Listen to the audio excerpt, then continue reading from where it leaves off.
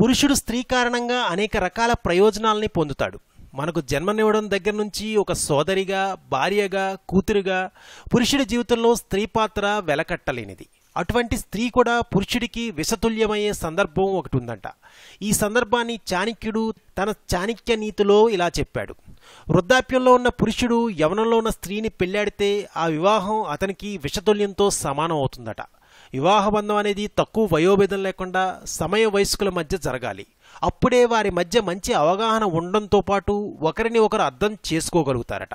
అంతేగాని ఎక్కువ వయసు తేడా ఉన్న అమ్మాయిని పెళ్లాడితే వారి జీవితం నరకప్రాయం అవుతుందని అన్నారు చాణక్యుడు. వయసులో చాలా అంతరం ఉన్న అమ్మాయిని పెళ్లాడినా లేదా ఆమెతో సంబంధాలు పెట్టుకున్నా మీ కుటుంబ ప్రతిష్టకు భంగం కలుగుతుందని చాణక్యుడు హెచ్చరించాడు. ఆమె ఆశలను నెరవేర్చలేకపోవడంతో వివాహ జీవితంలో ఎడతెరిగిన సమస్యలు వస్తాయని కూడా చాణక్యుడు చెప్పాడు.